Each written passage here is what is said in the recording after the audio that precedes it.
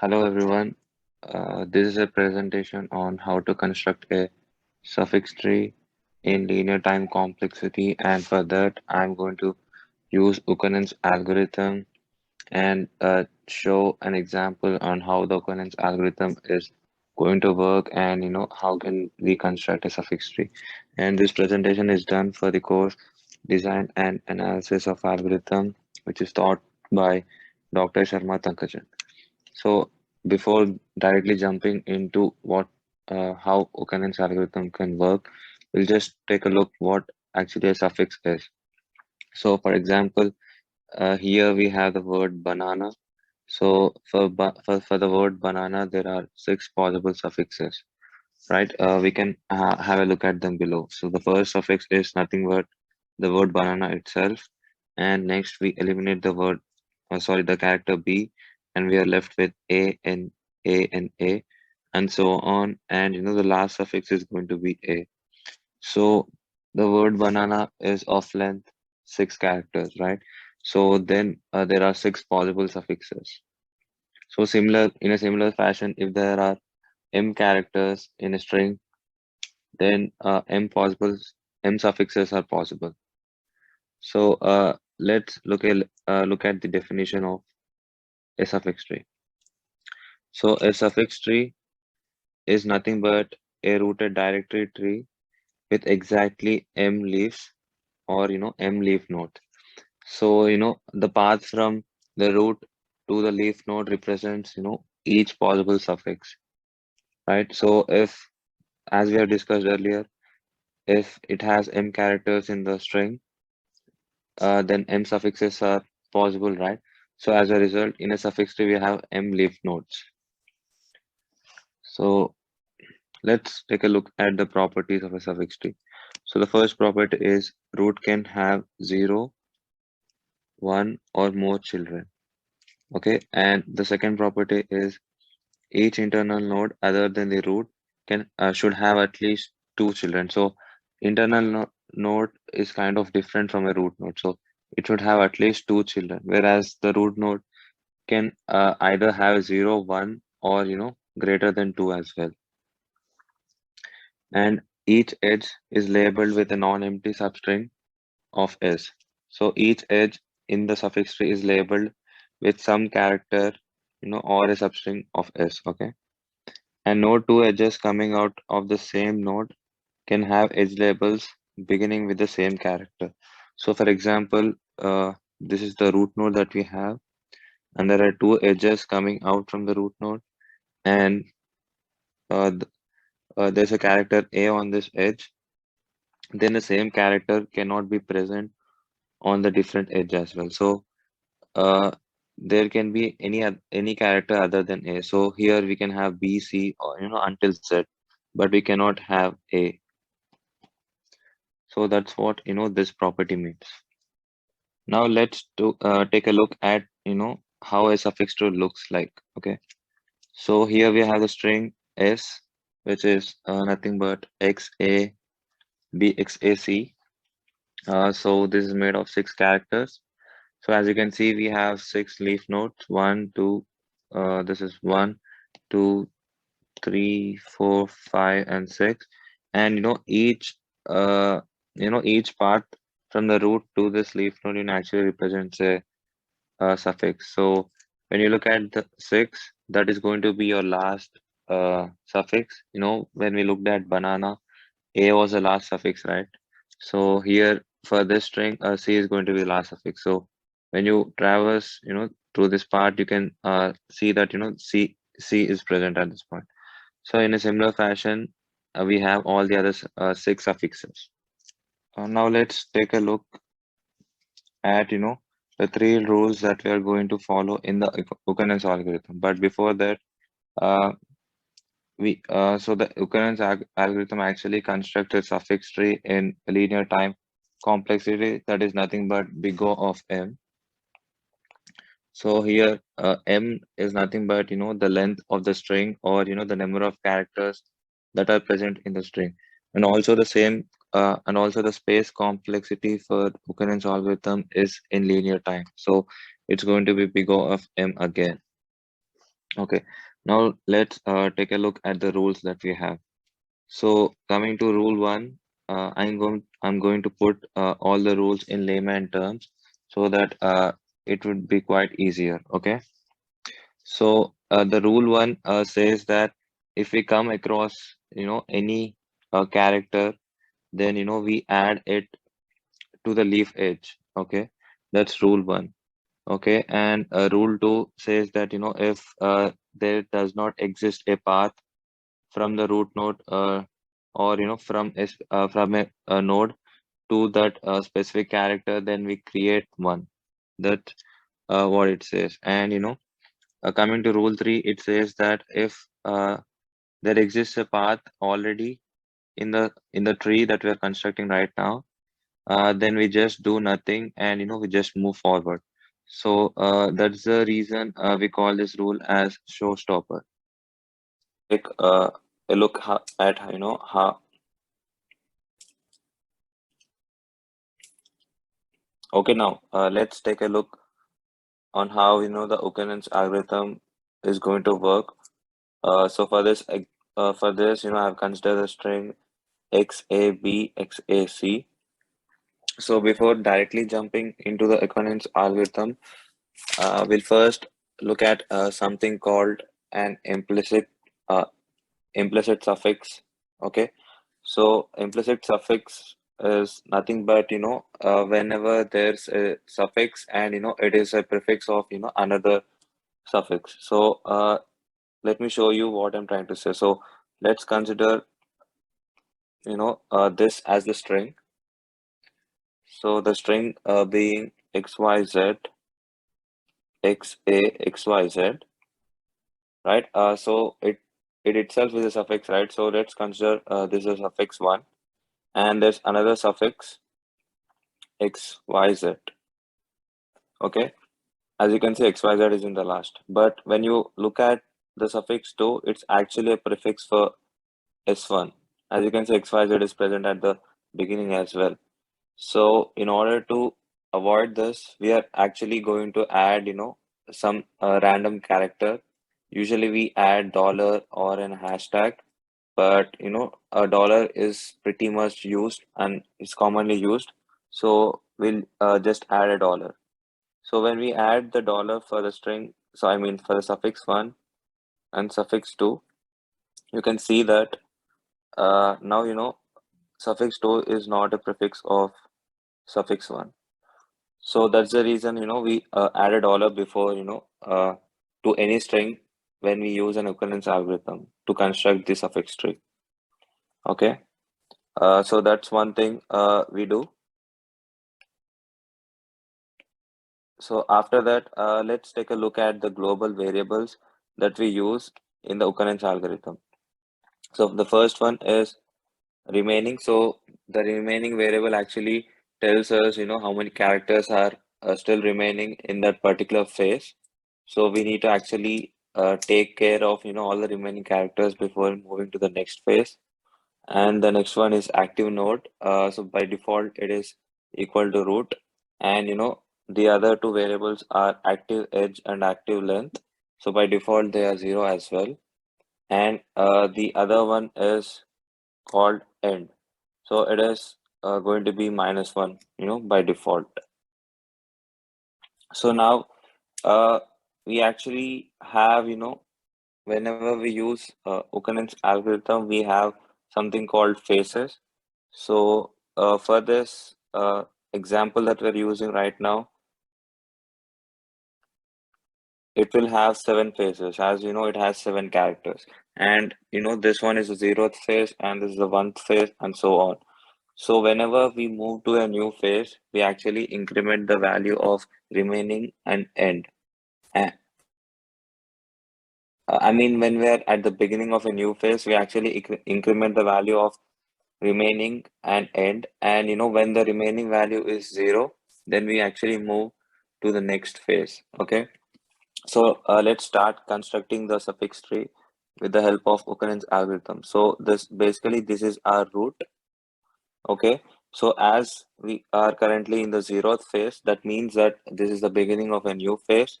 we increment the value of remaining by 1 and the end value as well. That is going to be 0. Okay. So, so when we look at rule 1, we actually add the new character to all the edges, that are present in the tree. But when we look at our tree, it just has root and, there are no edges. So rule 1 is not applicable in this scenario. So when we look at rule 2, we see that, whether there exists a path to X from the root node here, because, active node is root here. Okay. So that is not present. So that's the reason, it says that rule 2 says that create a path. So we are actually going to create a path for X. Okay. So as we have created the path, we actually change the value. I mean, we subtract the remaining value by 1. So it's going to be 0 now.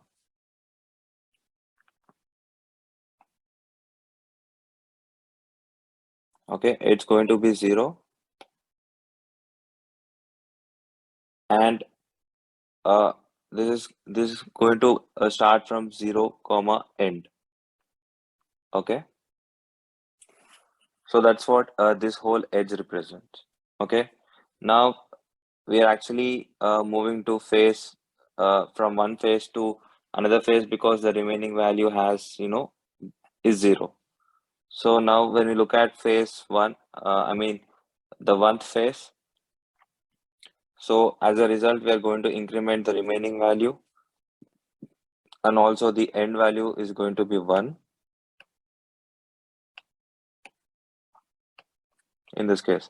So the first thing that we do is add the new character to all the edges. So that is rule 1. So we add an A right here, and as you can see, uh, this represents 0 comma end. So that means that the end value is 1 and 0 is the beginning, right? So it represents a whole whole string, whole character, or the string XA. Okay. And coming to rule 2, there doesn't there is no path to A from the root node, right? So we actually create it. And this is actually going from 1 comma end. So now we have added the added a new path. We are going to decrement the remaining value again to 0, and we move on to the other phase. So this is a continuous process, and we do this until the whole suffix tree is constructed. So now we move to the second phase. So that is B. As a result, again we increment the value of remaining and end. So previously the remaining value was 0. Now it is 1. And the end value is going to be 2.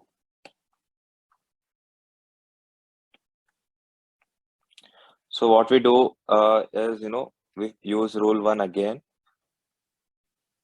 So that means that, you're supposed to add B to all the edges that are currently present now.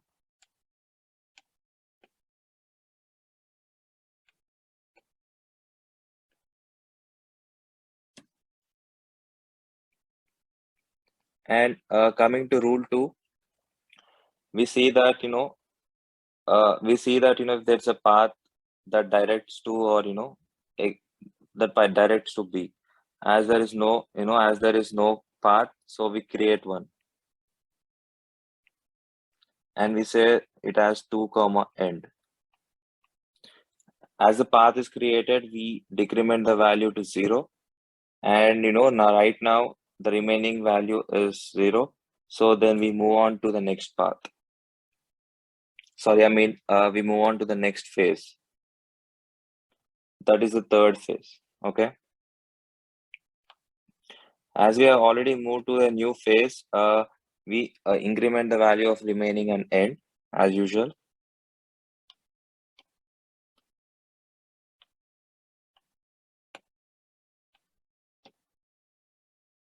So now we look, if there is any path from the root node to X. As we can see here that, there exists a path, right? From root node to X, there exists a path, right? This is the path. So according to, so before going to that, we actually add X, based on rule 1 at for all the edges. And we look at rule 2 and we see that, there exists a path. Now rule 3 comes into the play. So rule 3 says that, whenever a path is a path is present, then don't do anything, right? So that's the reason this rule is called showstopper. So uh, according to rule 3, we can actually go on and move to the next phase as the path is already present. So that's the reason we move to the next phase. That is the fourth phase. It contains A. Okay. As we are moving to the another phase, we are actually supposed to increment the remaining and end values here. So the remaining is going to be 2 and the end is going to be 4.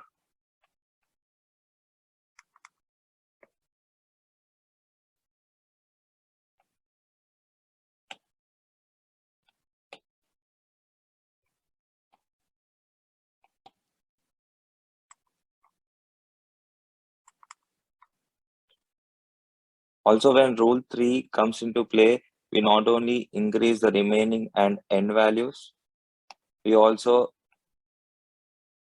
manipulate the active edge and active length value as well. So here, we increment the active length value by 1. Okay, and the active edge here is going to be 0. So here, when you look at the edges that we have, so this is the 0th edge, and this is the first edge, and this is the second edge, right? So when we look at the position X, we know that it's actually located in the 0th edge. So that's the reason active edge is going to be 0, and the active node is going to be root itself, because from root we are actually able to locate the 0th edge, right?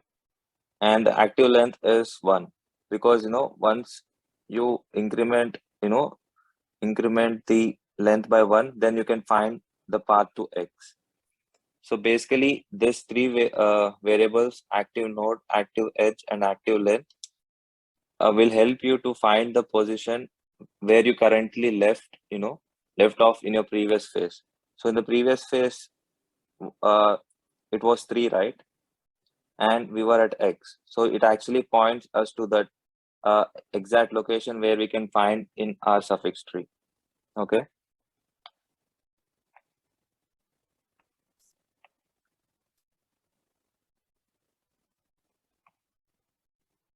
So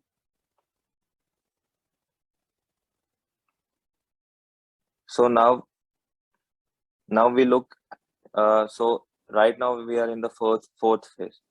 So now we look, if there is a path from X to A.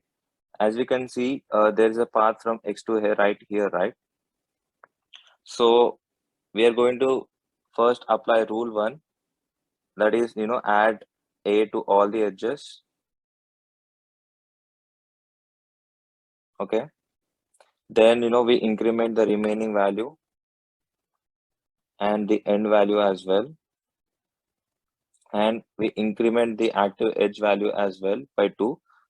Sorry, I mean active length value by 2, because you're supposed to move twice, of twice length in order to reach this point A. Okay. And the active edge is going to be 0, right? So here we have applied rule 3. So we can actually move on to the next phase, that is the fifth phase, where we find C. Okay. So coming to this scenario, as we have actually moved to the new phase, we have already incremented the values. So now we are supposed to apply rule 1, as this is a new character again. So we add C to all the edges. Now according to rule 2, we see that if there is a path to C from XA, right, from the root node. As we can see, after A there exists B, but there is no C. So right? So according to rule 2, we are actually supposed to create a path to C. So in order to do that, we actually create a new node right here, and that actually leads to a path C. So I'm actually going to show it.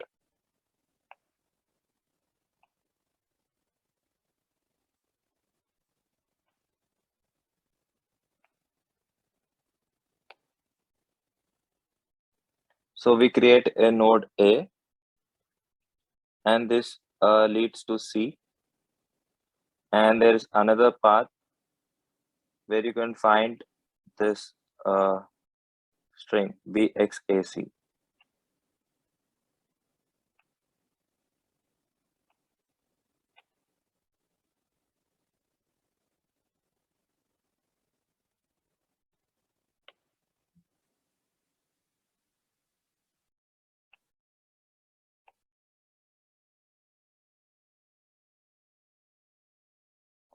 And this is going to be from 0 to 2. I mean, sorry, it's going to be from 0 to 1, the index for this. And this actually goes from 1, and this actually goes from 2 to 5, and this goes from 5 to end. Okay.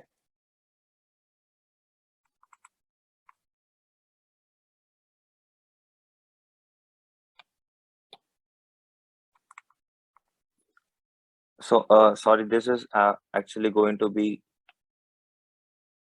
2 to end.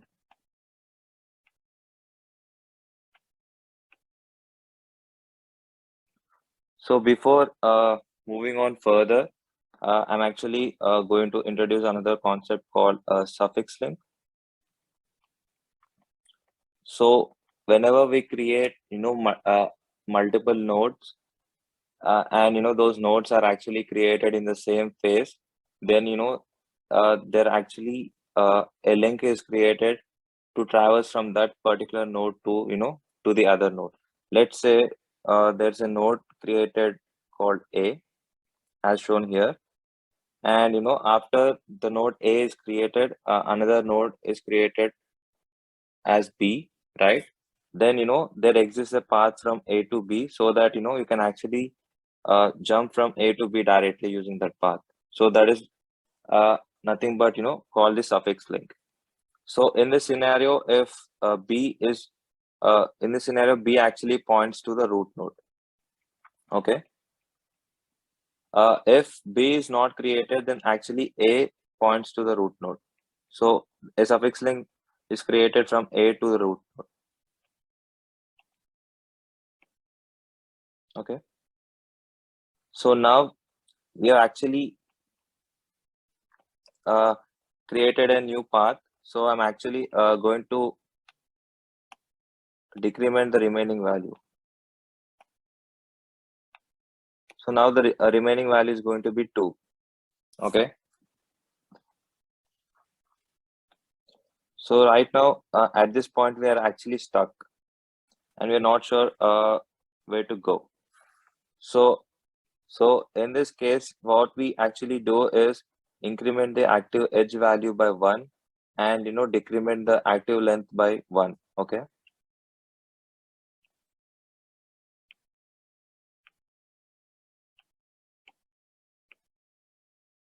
So in that case, you actually go to this edge, and you directly point to this part. So now we have when we take a look at this one, uh, we are supposed to look, if there exists a path for C or not, according to rule 2. And we can say that, there doesn't exist a path for this one, right? So we are actually going to create another path at this point.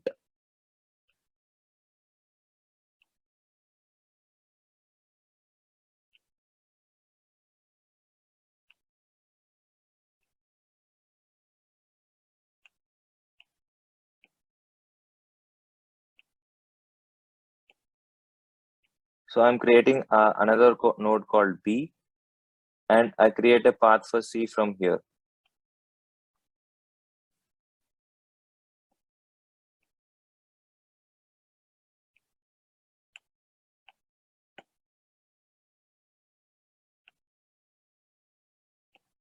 So this is going to be X, A, C, and this is going to be A. So it's going to be 1, 1, and this is going to be 2, end, and this is going to be 5, end. Okay. So now the remaining value is reduced to 1 again.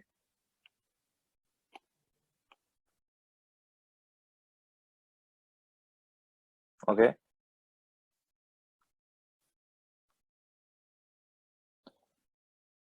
So next, we're still, we're supposed, in order to move to a new phase, we're actually supposed to decrement the remaining value to 0.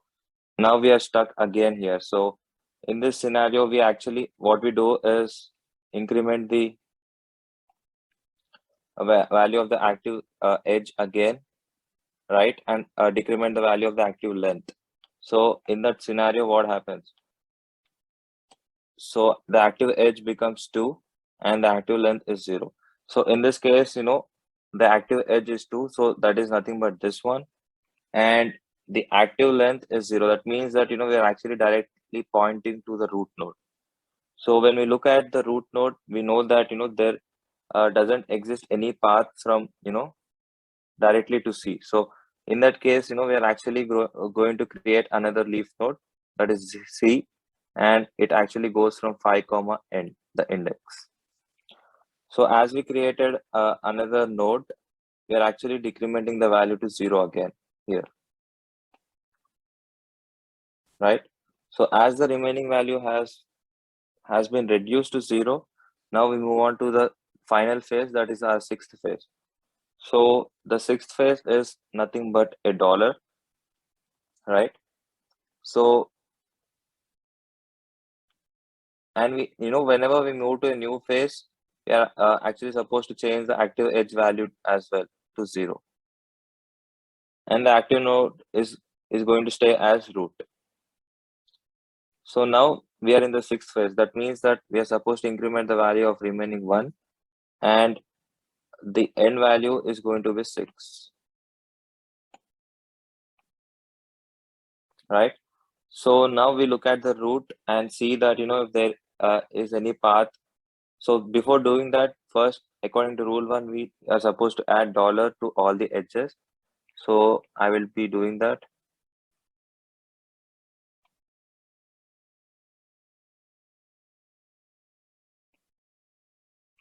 Okay. And according to rule 2, we see that, if there is any path to dollar and there doesn't exist any path to dollar. So we create one, and it's going to be 6, end, right? So we have actually created a suffix tree for our substring XAB, XAC with the help of Ukanen's algorithm. But before that, we have actually discussed about suffix links as well, right? If A is created before B, then A actually points to B, right? And B actually points to the root node. So this is what we have discussed earlier. So this is how the suffix tree looks for XAB, XAC. This is quite a messy diagram, but we can see that, we actually covered all the 7 suffixes, for this string that we have taken. 6 suffixes, but I'm also including the dollar sign. Okay. So this is going to the 6th one. This is the 7th one, and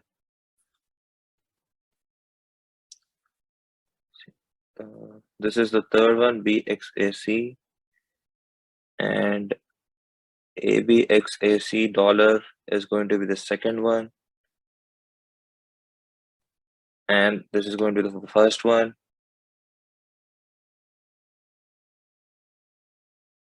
and XAC dollar is going to be the fourth one, right? So we actually covered all the 7 suffixes. Actually, there are a lot of applications for suffix trees.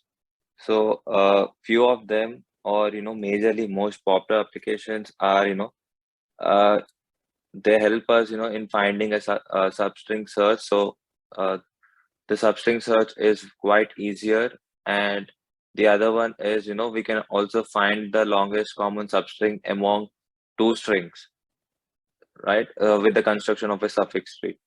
So all this tasks can be completed in linear time with the help of Buchanan's algorithm once we construct the suffix tree.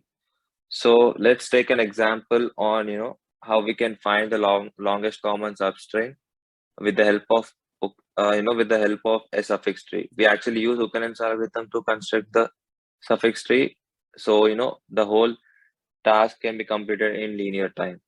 So let's take a look at this example. So coming to the example, when we look at S1, that is a substring, we can write it as XY, XY, okay, and another substring 2 being YX, YX, right? So in order to find the longest common substring among these 2 substrings, we can actually use a suffix tree. So what we do is first add both the strings with and and a hash and a dollar symbol, and we combine it to be a single string as shown below. I'm going to add a dollar sign for the string 1, and for the string 2 I'm going to add the pound or hash sign. Okay, now I'm going to actually construct a suffix tree with the help of Buchanan's algorithm. So the suffix tree is going to look for the string S. Okay, so in order to find the longest common substring for the string S1 and S2, we are supposed to follow the path until we go until everything is common. So when we follow this path, you can see that XYX is common, right? And the same goes for on the right side as well. So we can see that YXY is common here. So when we look at the both strings XYX and XYX, this is a common substring for S1 and S2, and there is another common substring, that is YXY and YXY. So with the help of a suffix tree, we can uh, find the longest common substring among both the strings, and we can also find the substring as well with the help of the suffix tree. And there are many more other applications for a suffix tree. So that's it for the presentation. Thank you.